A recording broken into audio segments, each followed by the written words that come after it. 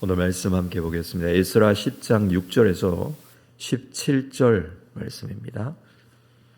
에스라 10장 6절부터 17절까지 말씀을 한 절씩 교독하겠습니다. 이에 에스라가 하나님의 성전 앞에서 일어나 엘리야십의 아들 요하난의 방으로 들어가니라. 그가 들어가서 사로잡혔던 자들의 죄를 근심하여 음식도 먹지 아니하며 물도 마시지 아니하더니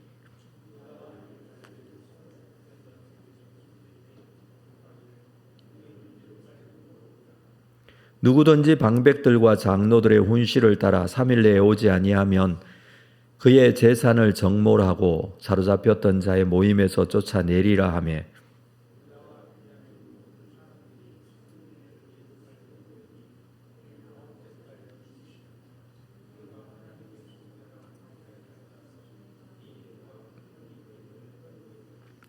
제사장 에스라가 일어나 그들에게 이르되 너희가 범죄하여 이방 여자를 아내로 삼아 이스라엘의 죄를 더하게 하였으니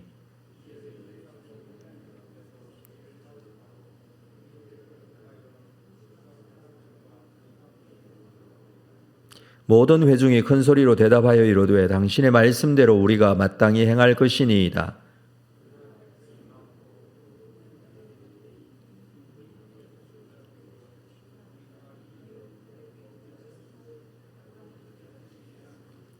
이제 온 회중을 위하여 우리의 방백들을 세우고 우리 모든 성읍에 이방 여자에게 장가든 자는 다 기한에 각 고을의 장로들과 재판장과 함께 오게 하여 이 일로 인한 우리 하나님의 진노가 우리에게서 떠나게 하소서 하나.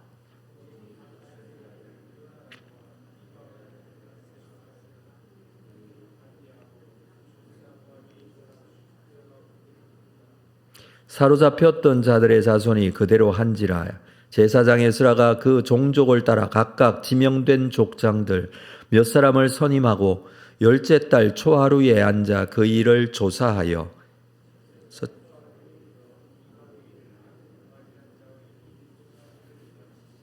아멘. 바벨론 포로 귀환이 1차, 2차, 3차에 걸쳐서 이루어졌다고 했습니다.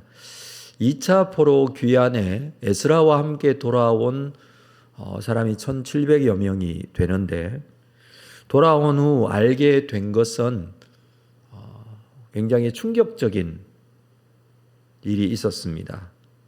그것은 이스라엘 공동체가 상당수 율법을 어기고 이방인 여인과 결혼했다라는 것입니다. 자, 이들 중에는 제사장과 레위인까지 섞여 있었습니다. 1차 포로 귀환에서 돌아오자마자 이들이 이런 이방 여인과 결혼하고 하는 일을 하지는 않았을 것입니다. 그들이 처음 돌아왔을 때에는 유대인인지 아닌지 정확한 구분을 했었고 성전 건축할 때 철두철미하게 이방인과 자신들을 구별하는 일들도 있었습니다.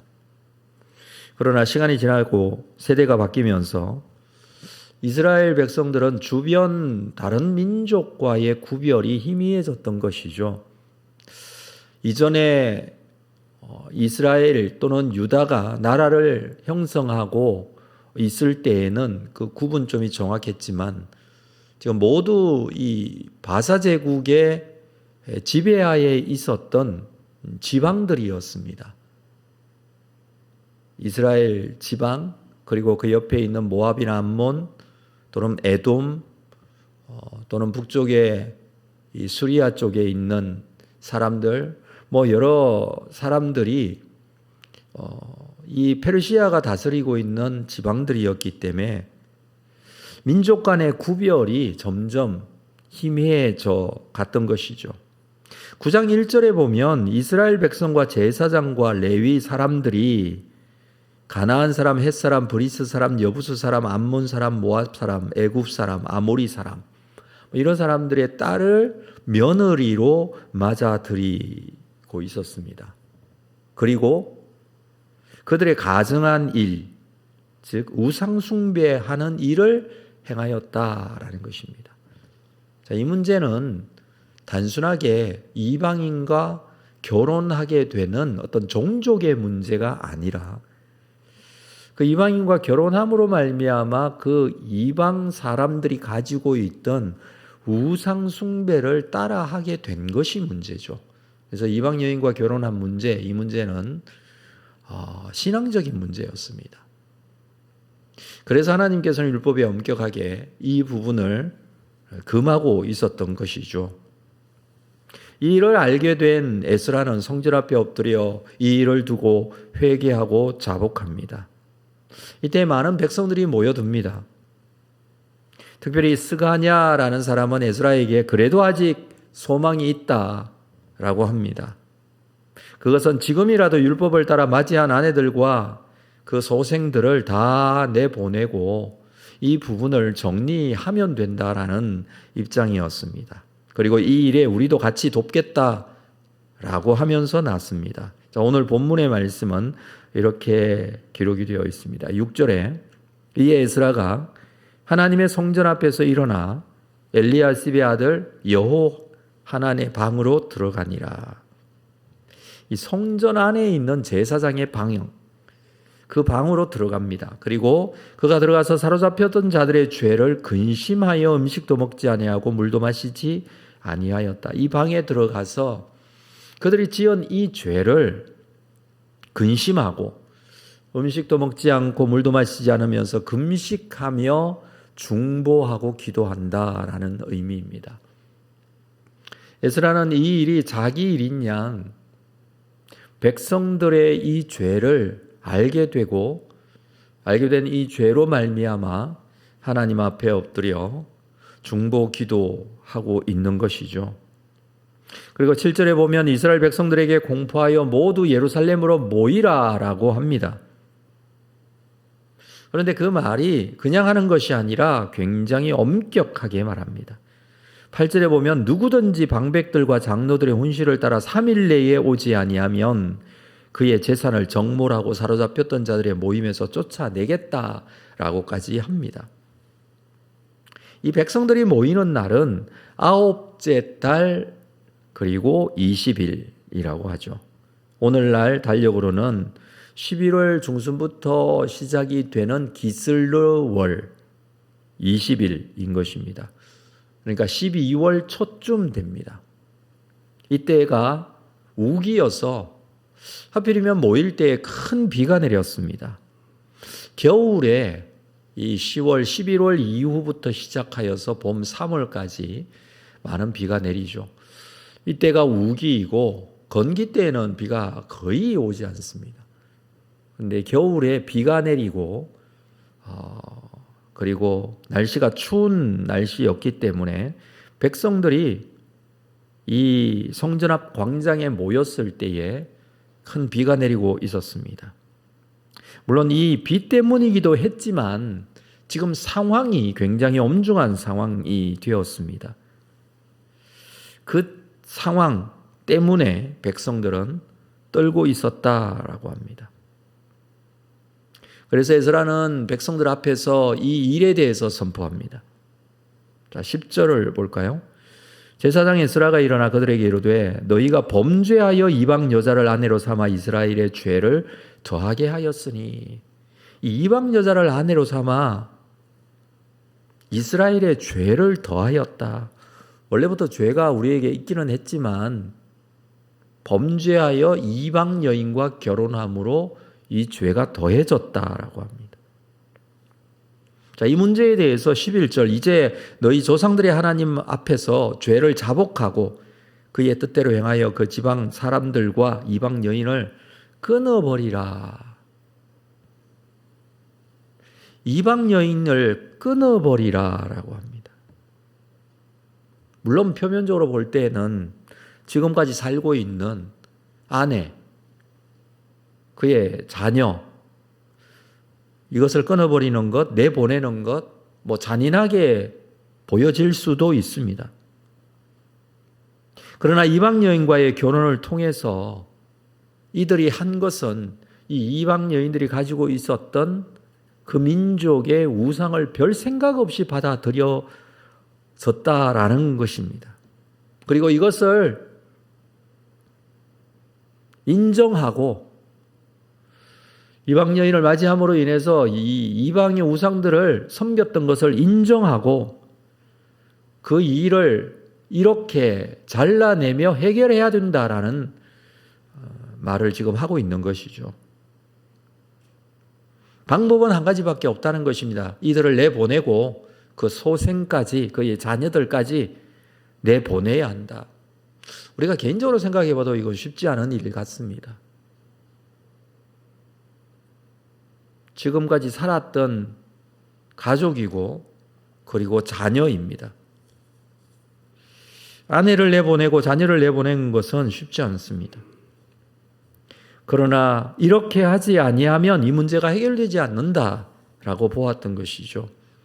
자, 이 엄중한 일에 12절에 보면 모든 회중이 큰 소리로 대답하여 이르되 당신의 말씀대로 우리가 행할 것이라 라고 합니다. 우리가 마땅히 행해야 한다라고 동의를 하고 있는 것이죠. 물론 공동체적인 대답입니다. 모든 회중이 동의하고 대답하고 있습니다. 그렇지만 두 가지를 제안합니다. 첫 번째는 13절 백성이 많고 큰 비가 내리는 때니 능히 밖에 서지 못할 것이요 우리가 이 일로 크게 범죄하였은즉 하루 이틀에 할 일이 아니다.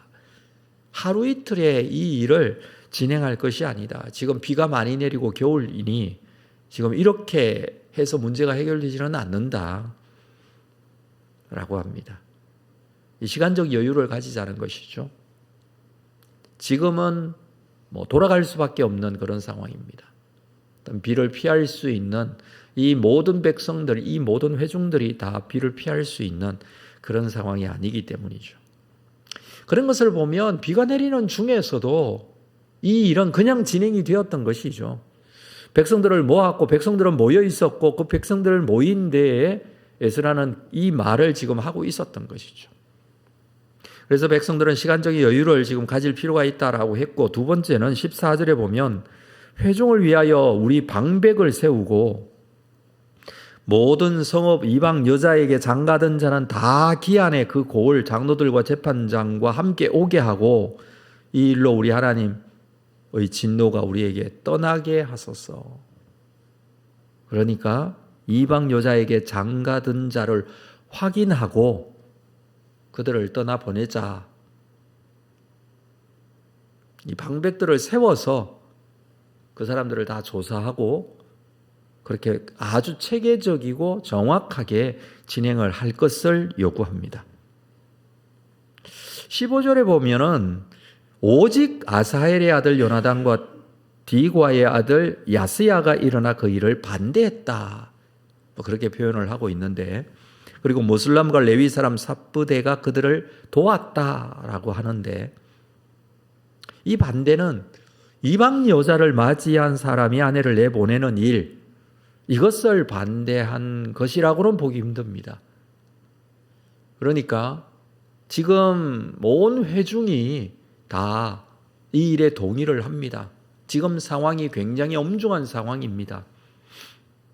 그런 상황에서 몇 사람이 일어나 이것을 반대했다라고 하는 것은 단순하게 이 상황에 대해서 전체적인 내용의 이방 여인과 그 소생을 내보내는 일을 반대한 것이 아니라 13절, 14절을 반대한 것입니다. 그러니까 13절, 14절에서는 두 가지를 제안했다고 그랬어요. 이 일을 지금 진행할 것이 아니다. 비가 오기 때문에 여유를 가지자. 그리고 방백들을 세워서 구체적으로 조사하자라는 이 내용을 반대하고 지금 즉시 이 일을 행하자라는 동의하는 의미에서의 반대입니다. 그만큼 이 일에 대하여 공동체적으로 동의를 하고 있다라는 것을 여기서 나타내 주고 있는 것이죠. 그래서 16절에는 이렇게 기록을 합니다. 사로잡혔던 자들의 자손이 그대로 한지라. 이 그대로 했다라는 것은 이 사람들의 백성들이 요구하는 그 방법. 지금 이방인과 결혼한 사람들을 확인하고 조사하고 그 사람들을 내보내자라고 한 그 내용대로 진행이 되어졌다라는 것입니다. 그래서 제사장 에스라가 그 종족을 따라 각각 지명된 족장들 사람을 선임하고 열째 달 초하루에 앉아 그 일을 시작합니다. 열째 달 초하루. 그리고 17절에 보면 첫째 달 초하루에 이르러 이방 여인을 아내로 맞이한 자의 일을 조사하기를 마쳤다라고 합니다. 지금 이 시간이 열째 달 초하루에 이 일을 시작하고 그 다음 해 첫째 달 초하루에 일이 마쳐집니다.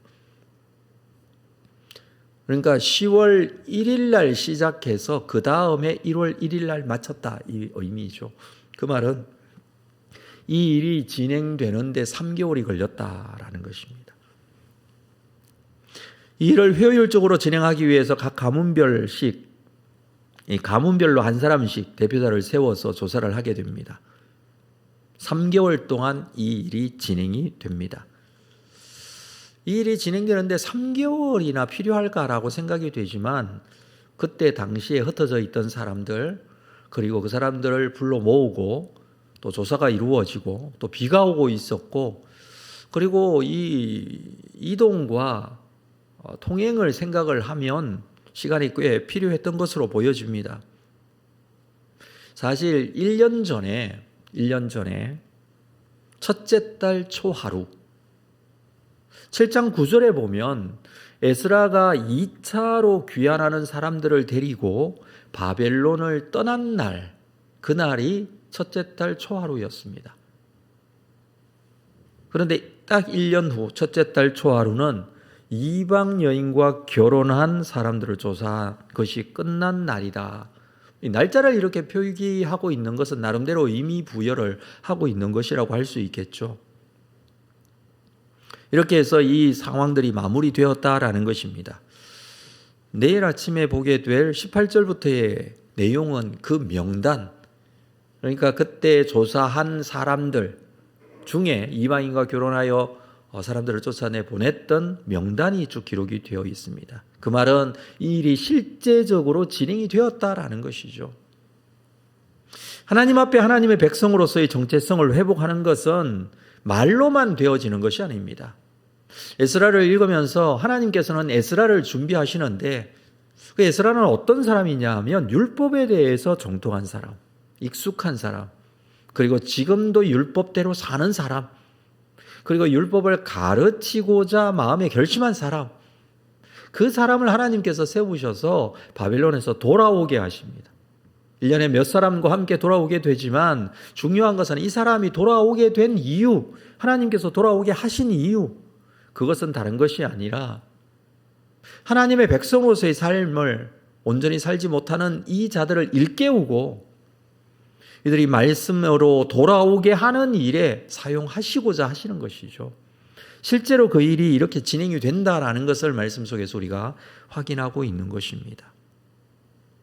이들이 이렇게 하나님의 말씀을 듣고 순종하고 그 말씀대로 회복하고 해야 될 이유가 무엇입니까? 하나님 백성으로서의 올바른 정체성을 회복하는 일이기 때문입니다. 하나님의 백성이라면 하나님의 백성으로 살아야 되는 것이죠. 민족의 구분이 자꾸 없어지고 이방 사람들과 섞여 살게 되고 이렇게 하면서 이 사람들은 하나님의 백성으로서의 분명한 정체성인 그 말씀을 그대로 따라 순종하는 일, 하나님의 명령에 그대로 따라 행하는 일, 이것을 잊어버렸던 것입니다. 지금이라도 그렇게 하지 못했던 부분을 정리하고 이것을 잘라내고 정확하게 말씀대로 순종하는 일을 회복하고 있는 것이죠. 자, 그러기 위해서는 결단이 필요합니다. 가족이어도 자녀여도 그들이 우상 숭배하는 사람이라면 하나님께서는 우상 숭배를 그만큼 싫어하시죠. 하나님의 유일하심, 하나님의 온전하심, 이것이 백성들 속에 함께하고 있는 것이 확인되고 또 증거되어져야 합니다. 살아계신 하나님을 믿는다면 정말 하나님만 믿어야 되겠죠. 이 일을 지금 회복하고 있는 것입니다. 우리의 심령 속에 하나님 아닌 다른 우상들이 살아 꿈틀거리고 있다면 우리가 이것 또한 하나님 앞에 죄인 줄 알고 잘라낼 수 있어야 합니다. 그러기 위해서는 결단이 필요하다라는 것을 우리에게 말씀해 주고 있는 것이죠. 오늘도 살아계신 아버지 하나님 앞에 순수하고 온전한 믿음과 신앙을 가지고 거룩하게 하나님의 백성으로서의 정체성, 그 믿음을 다시 한번 세우고 주님께서 기뻐하시는 뜻대로 하나님 앞에 사용되어지고 쓰임받는 하나님의 백성들이 다 되시기를 주님의 이름으로 축복합니다. 기도하겠습니다. 하나님 아버지, 죄는 분명히 해결되어야 되고 잘라내야 되고 정결하게 되어져야 합니다. 그러기 위해서는 자복하고 회개하는 이스라엘 백성들의 모습, 그리고 이것을 삶 속에서 실제로 실천하는 모습 함께 말씀으로 나누었습니다. 회개는 말로만 하는 것이 아니라 실제적으로 삶이 돌아오는 것임을 우리에게 보여주고 있습니다. 우리의 삶의 자리에서도 그냥 후회하거나 자신을 돌아보는 것에서 끝내지 않고 실제로 이 문제에 대해서 하나님이 싫어하시는 하나님 이외의 것을 의지하고 따르는 우상 숭배적인 이 모든 것들을 잘라내고 하나님 앞에 자복하고 하나님께로 돌아오는 이 큰 은혜가 우리에게도 온전하게 이루어지기를 원합니다. 우리의 삶 속에도 역사하시고 함께 하시는 하나님을 믿음으로 바라보고 따르고 순종하는 말씀을 따르는 삶이 될 수 있도록 인도하여 주옵소서. 예수님의 이름으로 기도합니다. 아멘.